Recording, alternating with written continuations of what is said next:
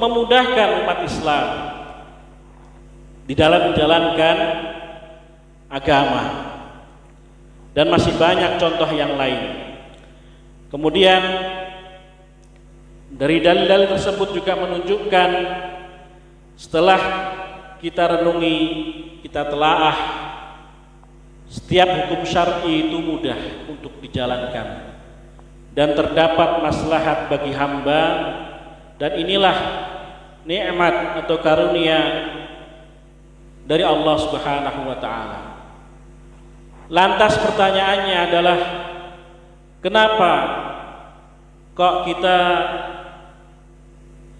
kadangkala merasa sulit di dalam beribadah, ya, di dalam beragama? Kenapa? Barangkali pertanyaan itu yang terbesit di dalam hati kita. Al-jawab yang pertama, karena kita sendiri yang mempersulit ibadah.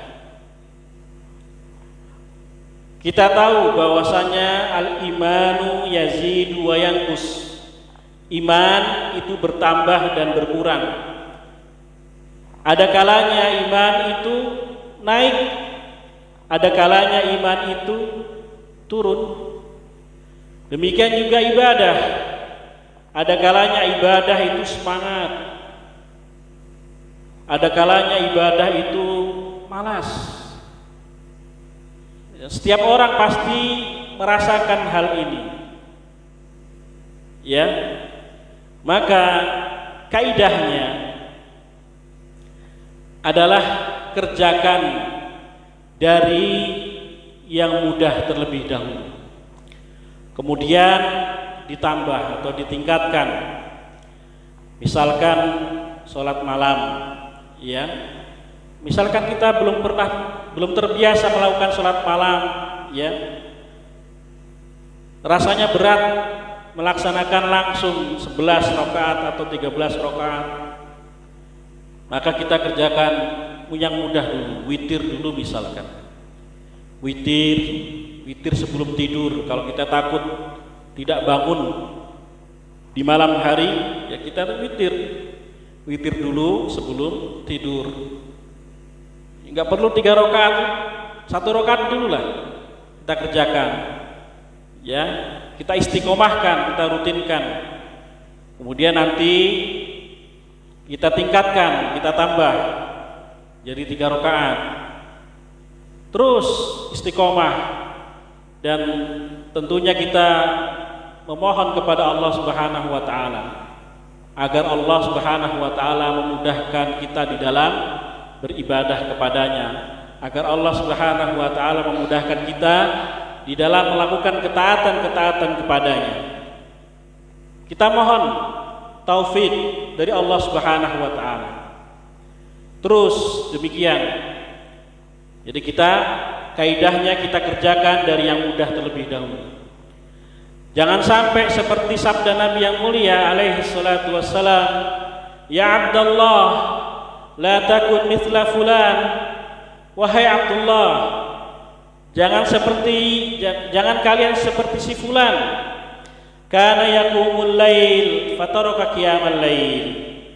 Dahulu ia rajin mengerjakan sholat lail, sholat malam, dan kemudian dia sekarang meninggalkan sholat malam. Ya, jadi kita upayakan untuk istiqomah, sedikit-sedikit, pelan-pelan, ditambah, kita tingkatkan pelan-pelan. Insya Allah nanti akan mudah. Kemudian yang kedua, kenapa kita kok merasa sulit, berat untuk melakukan ibadah? Ya karena dosa yang kita lakukan.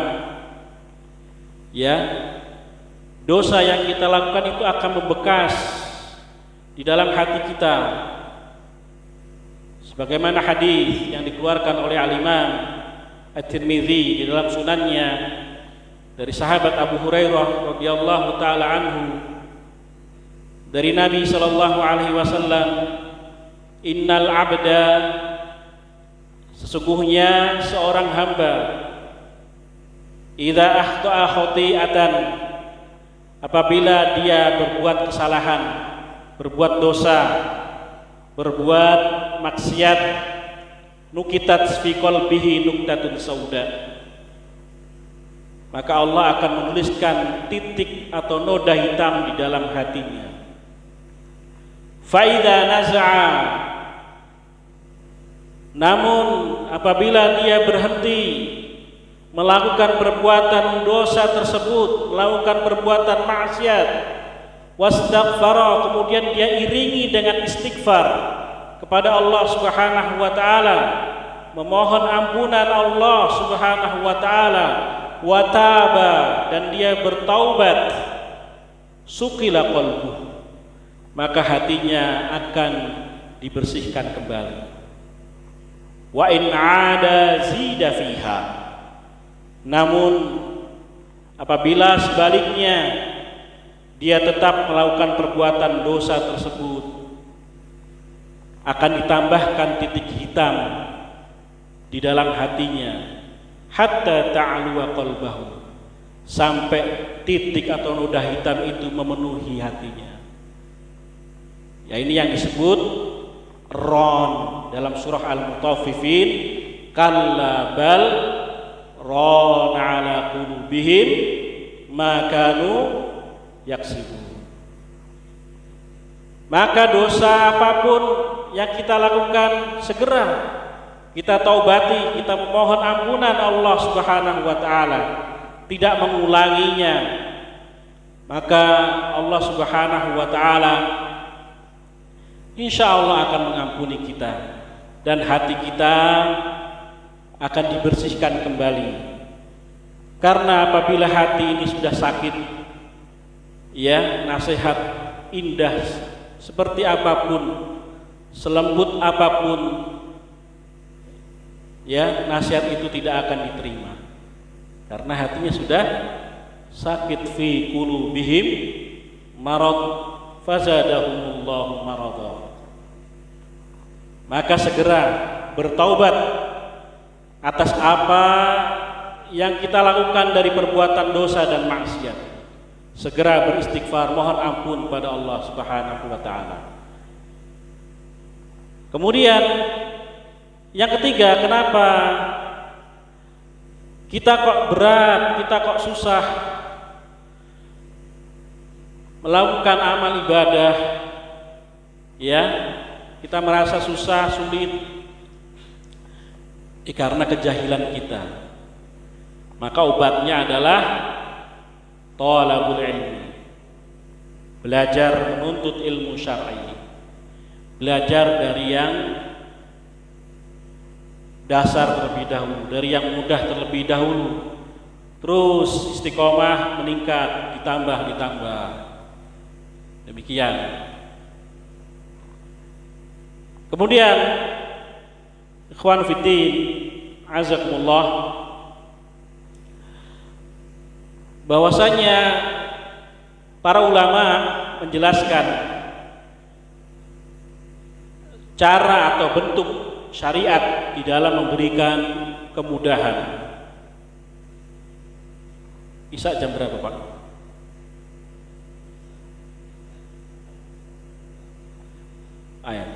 Bentar lagi ya, kita ringkas saja. Para ulama menerangkan cara atau bentuk syariat di dalam memberikan kemudahan. Yang pertama, yakni dengan menggugurkan sesuatu yang wajib. Contohnya gugurnya sholat, gugurnya kewajiban sholat bagi wanita yang sedang haid. Nah, ini bentuk kemudahan yang diberikan oleh Allah Subhanahu wa taala. Kemudian yang kedua, yaitu mengurangi sesuatu yang wajib. Ya, tadi telah kita sebutkan tentang qasar, yakni berkurang jumlah rakaatnya dari yang 4 menjadi 2. Kemudian juga ketika kita bepergian, Rasulullah Shallallahu Alaihi Wasallam itu ketika berpergian itu tidak pernah mengerjakan sholat sunnah rawatib, ya itu. Jadi ya kita mengikuti contoh Rasulullah Shallallahu Alaihi Wasallam ketika kita safar, ya lawang sholat yang wajib aja dikurangi dari 4 jadi 2, apalagi yang sunnah. Kemudian yang ketiga, di antara bentuk syariat memberikan kemudahan, yakni mengganti sesuatu yang wajib dengan yang lain. Contohnya apa? Tayamum sebagai pengganti wudu, ya apabila kita tidak mampu karena suatu keadaan untuk melakukan wudu, maka di sana ada kemudahan yang diberikan oleh Allah, yakni kita bertayamum. Kemudian yang keempat, yakni mendahulukan yang wajib. Maksudnya apabila ada, ya kita merasa ada perkara yang seolah-olah itu bertabrakan, ya mana yang harus kita pilih? Ya, contohnya zakat misalkan. Ya, seorang yang memiliki harta apabila dia telah sampai nisab dan sudah haul, masuk haul, maka dikeluarkan zakatnya. Namun ya barangkali dia ingin sedekah, namun hartanya tinggal itu, cuman itu saja, tidak ada harta yang lain, ya maka dia memilih mendahulukan yang wajib. Demikian juga, nah ini ada adik-adik ini, ketika dipanggil orang tua, ibunya manggil ketika kalian sedang sholat sunnah misalkan, ya maka wajib memutus sholatnya, penuhi panggilan ibunya atau bapaknya, karena memenuhi panggilan orang tua itu hukumnya wajib, sedangkan sholat yang dikerjakan sholat sunnah. Ya beda kalau sholat wajib, ya Dek. Nah, kalau sholat wajib tidak perlu diteruskan sampai selesai, baru nanti kita menghadap ke orang tua. Itu. Kalau sholat sunnah, ya putus, walaupun itu sholat tahajud, ibunya manggil ya sini, gitu. Ya kita segera wajib putuskan sholatnya. Itu ya. Kemudian yang kelima, mengakhirkan yang wajib. Nah, ini contohnya mengqadha puasa Ramadan bagi musafir misalkan. Nah, ini adalah bentuk-bentuk atau cara syariat memberikan kemudahan kepada kita. Kemudian jamaah sekalian, sebagai penutup, ini ada hadis yang bisa kita renungi maknanya dan kita bisa praktekkan, yakni hadis an Abdullah bin Mas'ud radhiyallahu taala anin Nabi sallallahu alaihi wasallam. Dari Nabi sallallahu alaihi wasallam, beliau bersabda, ala ukhbirukum biman tuharramu alaihin nar. Ya, Rasul bertanya kepada para sahabatnya, maukah kalian aku tunjukkan atau aku kabarkan orang yang haram baginya api neraka? Maka para sahabat menjawab, bala ya Rasulullah, ya wahai Rasulullah. Kemudian Rasulullah sallallahu alaihi wasallam bersabda, ala kulli hayyinin layyinin qaribin sahlin. Asyahid hauna sahlin. Jadi orang yang memiliki 4 sifat. Yang pertama apa? Hayyin. Hayyin itu rendah hati, tawadhu, ya tidak sombong, itu hayyin. Layyin, lembut terhadap saudaranya yang beriman. Qaribin, qarib itu dekat. Jadi orang-orang manusia itu suka dekat dengan dia. Dan yang terakhir ada apa? Sahlin. dia memudahkan urusan saudaranya. Maka 4 sifat ini apabila terdapat pada seorang mukmin, maka haram baginya api neraka. Demikian, wallahu taala a'lam bissawab. Yang singkat ini mudah-mudahan bermanfaat untuk diri saya pribadi dan kepada para jamaah sekalian. Yang benar datangnya dari Allah Subhanahu wa taala, dan yang keliru datangnya dari diri saya yang dhaif dan dari syaitan. Saya beristighfar kepada Allah, astagfirullahaladzim, astagfirullahaladzim, astagfirullahaladzim.